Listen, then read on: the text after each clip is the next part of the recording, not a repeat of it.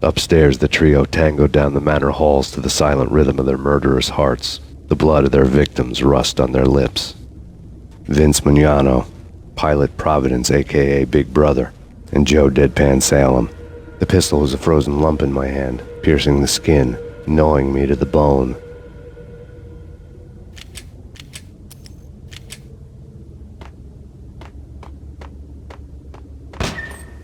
In death, the thug had been promoted to messenger. Someone hadn't enjoyed the Don's hospitality. Someone with a flair for the dramatic. Someone who had let herself out of a locked cell and past a couple of armed guards. My thoughts were on Mona again. I could only hope she was a good enough gambler to walk away while she was still winning, before she'd run into the trio.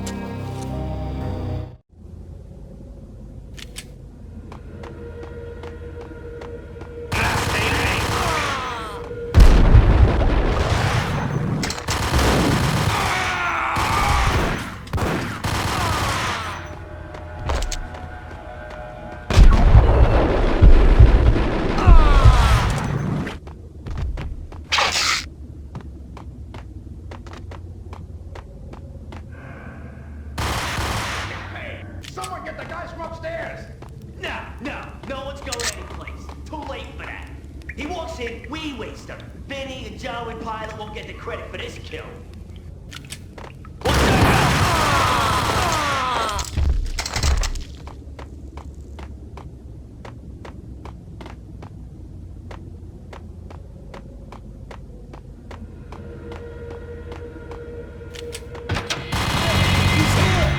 It didn't take me long to run into the trio.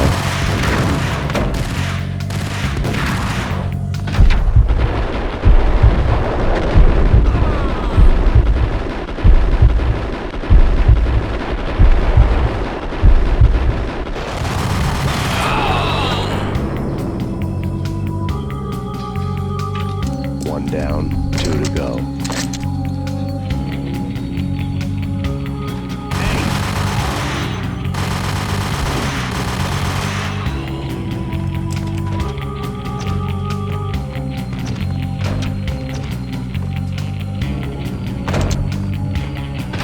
My fortune had been told. The word on Lisa Punchinello was that she was a bit of a witch. The tarot cards on the kitchen table fit the picture. They weren't my kind of cards, but I was willing to take a crack at the hand Mrs. Punchinello had dealt. The first card was the Tower. Maybe that was supposed to be the manor. It got easy after that. The devil was the master of the house, and death was me, coming for him.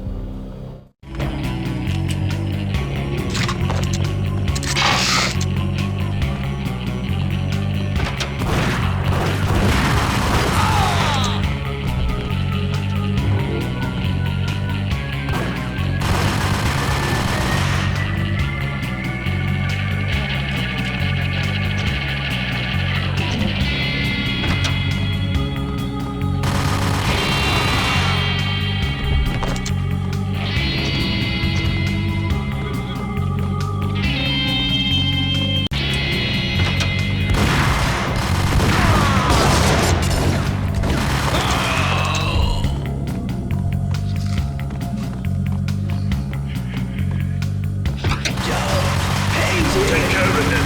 I want him dead.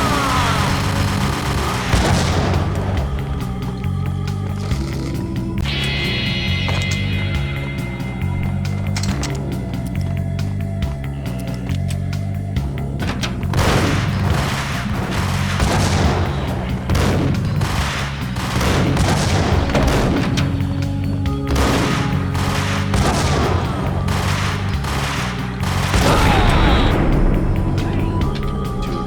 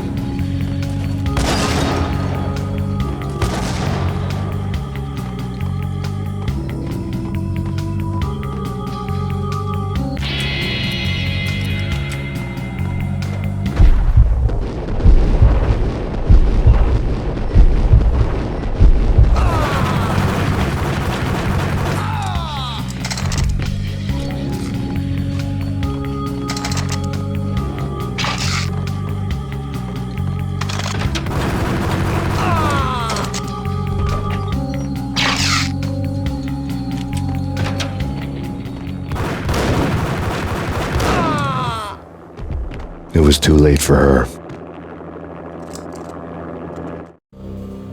You're a real angel, Max.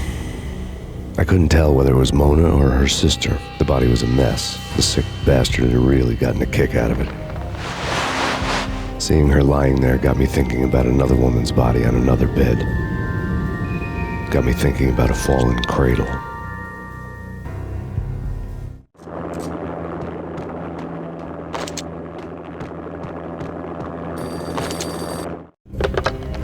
Max Payne. Talk to me. Alfred Woden. You've got company. An armed helicopter just landed on the manor grounds. You must hurry. The more the merrier.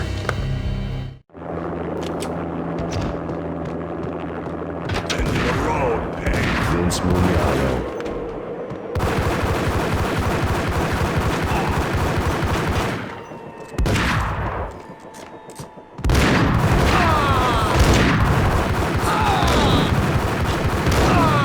Punchinello's trio was done for.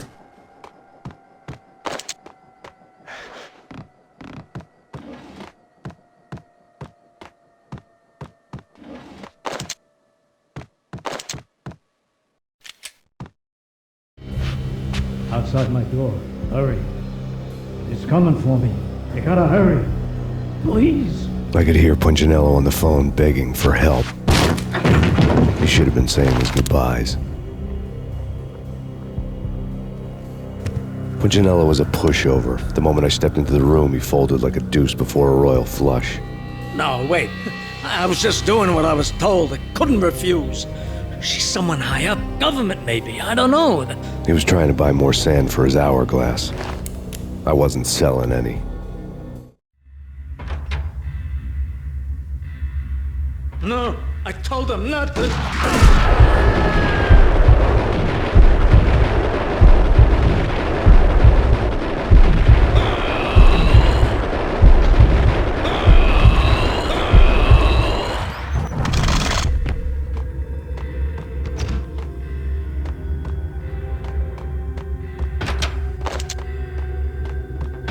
Drop it. Don't move.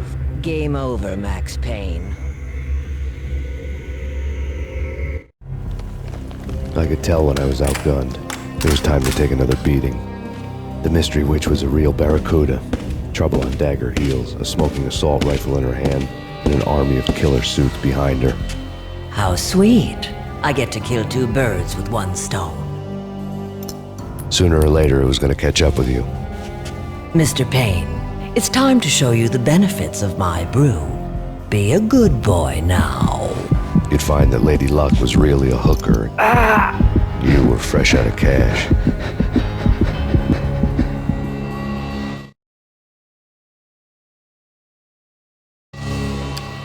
Gentlemen, we're done here. Take me to Cold Steel. She had just given me an OD of Valkyr. I could feel green fire eating my brains. They turned to steam. They did a fade on me. I'd never had a chance. The witch had got me just as sure as if she put a gun to my head and pulled the trigger. The shadows rushed me, bruised mugshot faces hungry for revenge. They knew my weak spots and closed in for the kill. The floor turned into a vortex of green blood. I fell. The flesh of fallen angels.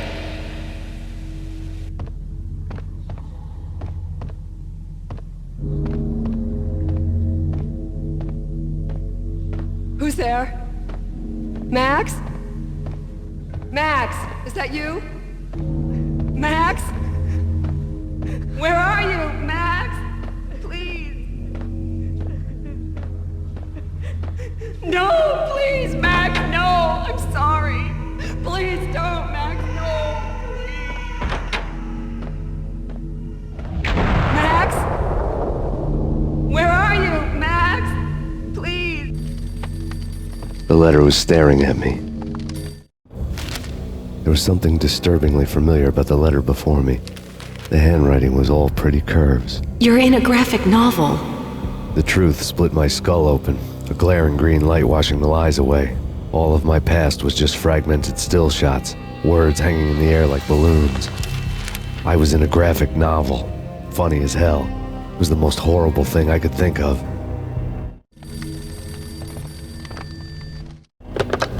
Bartender is shiny stuff, and dreams are made of stooped necromancers. He sings like a banana wrist, having strayed too close to the constellations on their shaved skulls. There was a bad line in a prank call. Someone spouting insane babble. I couldn't make sense of it. But I had an overwhelming sense of deja vu. The caller's voice sounded oddly familiar.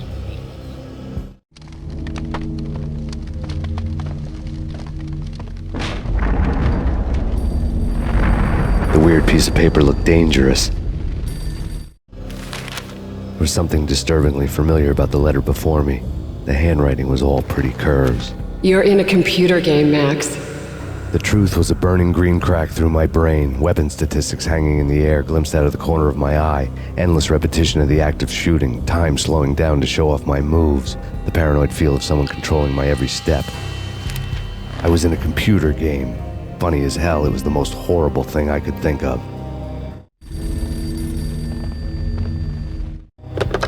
Don't lose it. It's Valk here. The drug. Snap out of it. Try to remember. It was a bad line in a prank call, someone spouting insane babble. I couldn't make sense of it.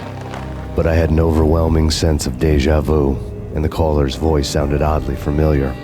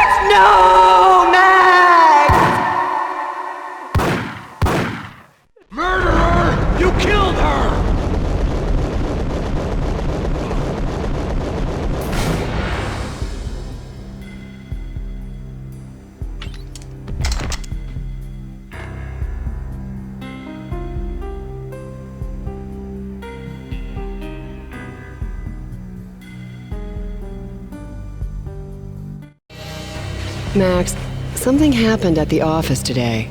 A strange memo. Something about Vikings. Honey, I gotta run. You can tell me all about it this evening. Have a nice day, darling. The bullet holes were rubies on her chest, blood glowing on her ivory skin. She was so beautiful. The killer was smiling. The flesh of fallen angels.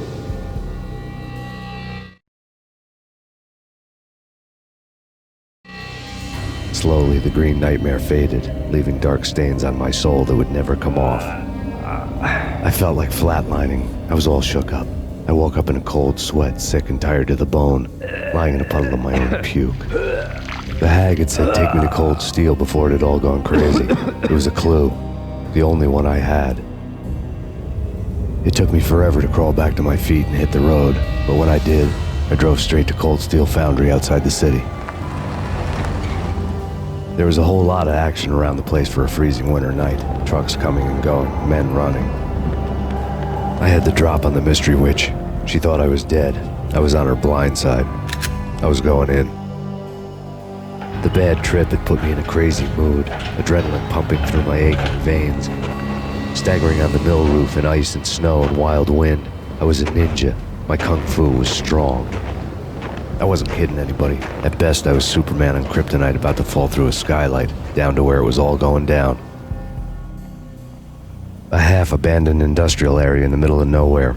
The factory was a perfect front for any number of illegal activities.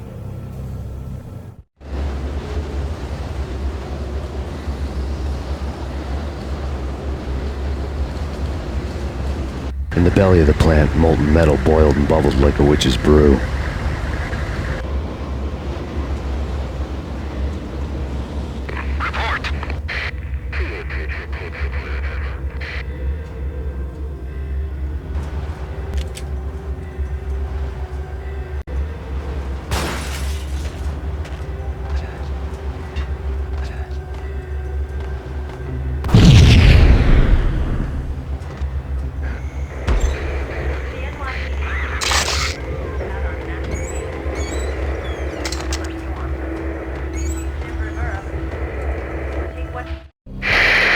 Life-threatening weather condition.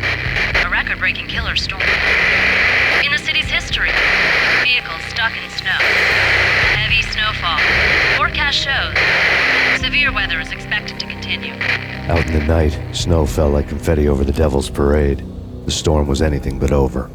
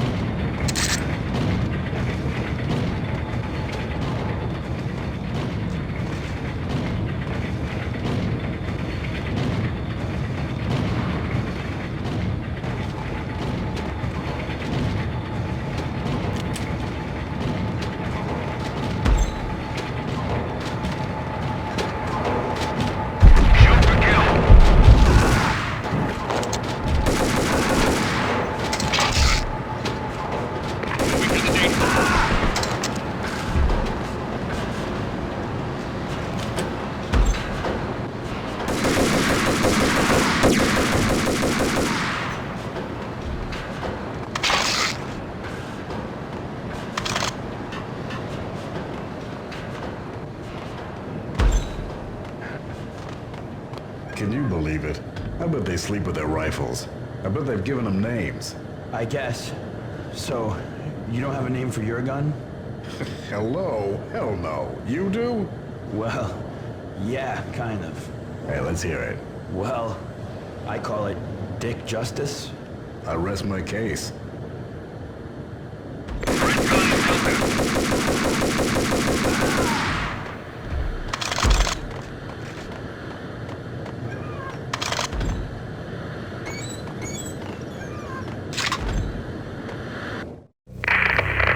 Perimeter breached. The facility has been compromised. Repeat, the Deep Six has been compromised.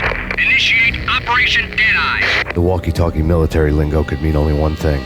They were getting ready to destroy the evidence and vanish into the night. I was so close. The hidden truths were just around the corner.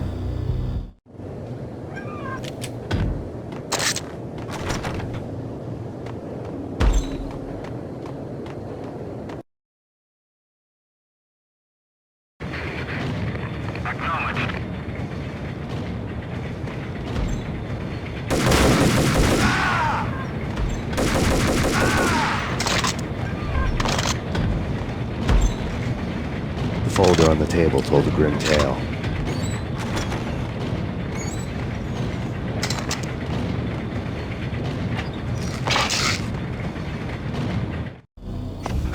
The mercenaries were running a tight operation, paperwork and all. Merchandise missing again. A chemist had tried to smuggle it out for his own private party. Locked him up in cell B7 in D6's old test facility to wait for proper processing. I was close enough to hear the secrets, just beyond the next doorway.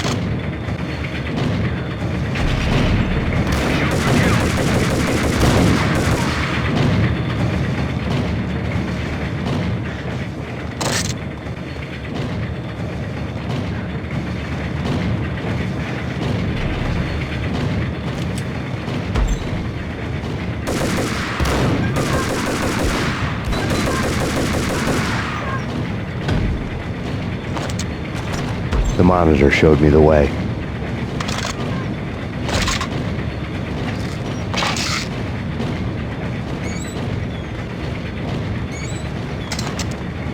Processing diagrams filled the control room screens, all but one. An elevator titled D6 on one of the screens, somewhere onwards, past rows of ovens, in the core of the plant.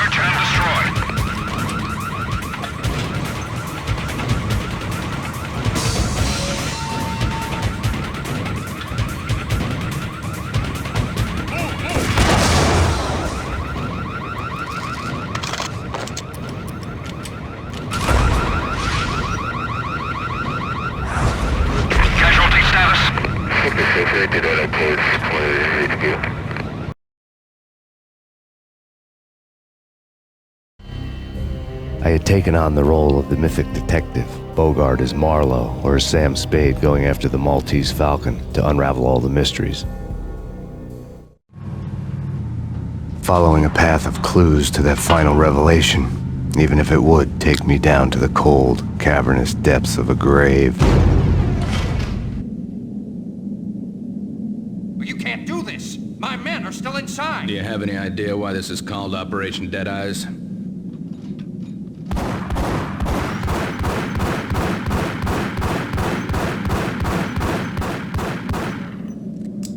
I think he's dead already. Let's do it.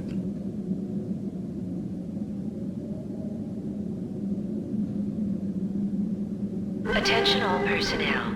The self-destruction sequence has been initiated. Evacuate the complex We've got immediately. company. Repeat. The self-destruction sequence has been initiated. Proceed to the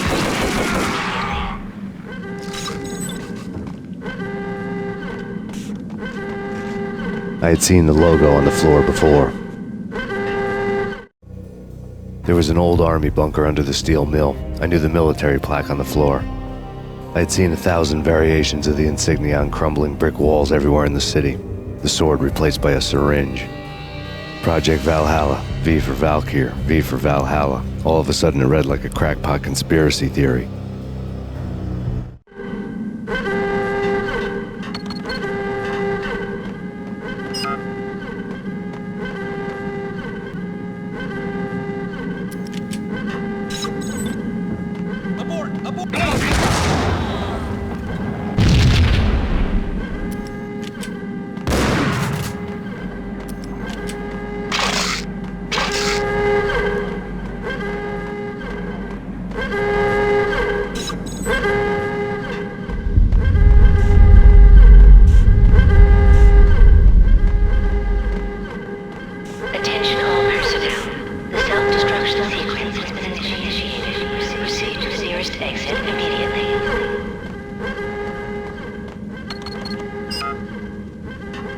Like everything else in the Valkyr case, the door code was a mystery to me.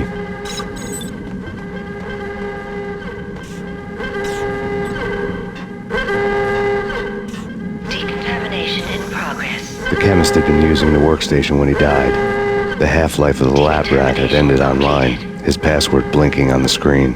665, the neighbor of the beast.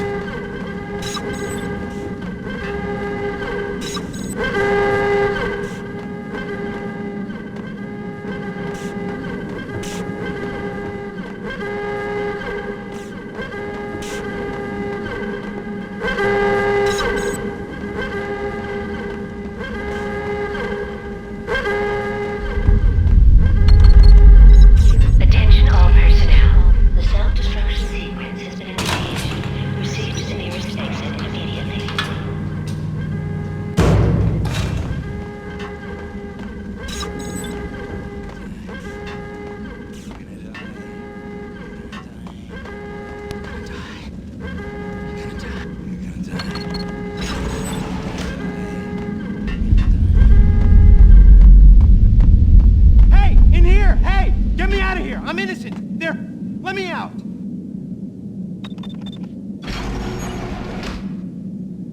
Thanks! I thought I was gonna die in there for sure. I need you to get me through the decontamination chamber airlock. You're crazy! No way! The place is blowing up, for Christ's sakes! Either that or back to the cell. Your choice. Okay, I'll do it! I'll do it!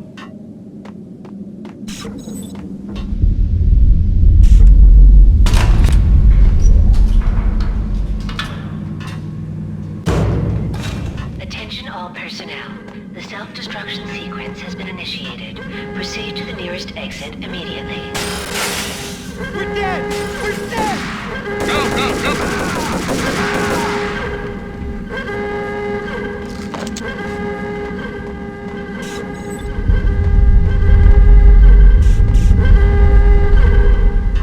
Get in! I'll punch you through! After this, you can go. You're free now. Bad. Decontamination.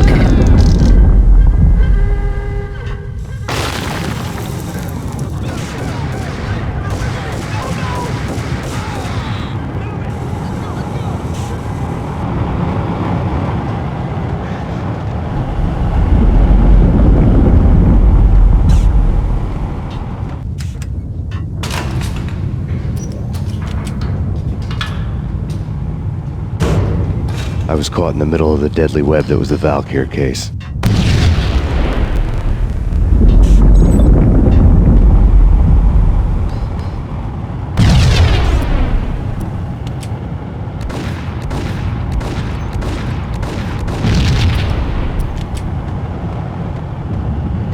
One of the lab terminals had the project logo on the screen. Top secret. Project Valhalla. U.S. Army. Yggdrasil Network. Valhalla, the otherworldly place in Norse mythology where the bravest heroes spent their afterlife feasting and fighting forever, their wounds miraculously healed night after night. Valkyr, the maidens who chose the most courageous Viking warriors and carried them to Valhalla. 1991. The research objective is to create a chemical substance to enhance the stamina and morale of infantry troops. 1995. Results unsatisfactory. Project cancelled. Someone had decided to continue the sick experiment unauthorized. Project compromised. Data leak. Fix the damage by any means necessary. Security clearance red. Authorized by the project lead. Field test. Double the dosage for all the remaining test subjects. Observe and record the subject's behavior in an urban setting. The drop-off point was my old address in New Jersey. The file dated 3 years ago. Just when you thought you had reached the deepest depths of horror, it suddenly got worse. How to turn off that small voice inside your head that started to whisper that you should be glad that now, if not before, your revenge was justifiable on any conceivable moral scale. That small voice proved, beyond any doubt, that I was damned. The dagger-heeled woman had come and gone a long time ago. There was nothing more for me here. The bunker's name was acting as a self-fulfilling prophecy.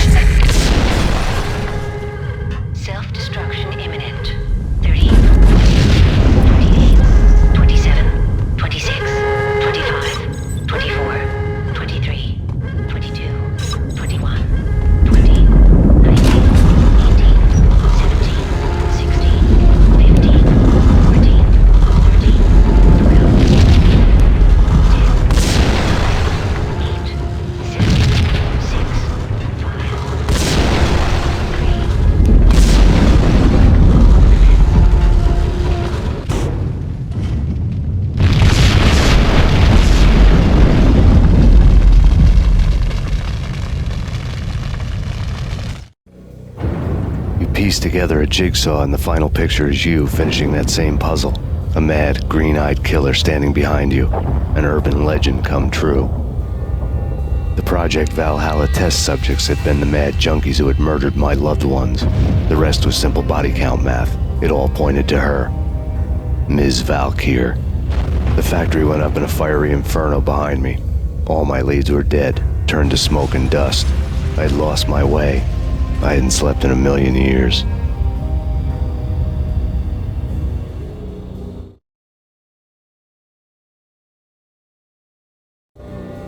I felt thin as death. I've been living on an endless supply of week-old donuts. They were fuel for this crazy furnace inside my head. I couldn't remember when I had last seen the sun. I was on a permanent graveyard shift. When the darkness fell, New York City became something else, any old Sinatra song notwithstanding. Bad things happened in the night, on the streets of that other city, Noir York City. I was in an all-night diner, downing cup after cup of coffee that tasted like engine oil, when a new message from BB got me back on the killer track. What the hell happened at Roscoe Street? Maxie, I'm going out on a limb here. We need to talk this through, come up with a plan. 2:30 a.m., the Choir Communications Garage. The more I thought about Alex's murder and the frame-up, the more it felt like an inside job. I should have seen it coming.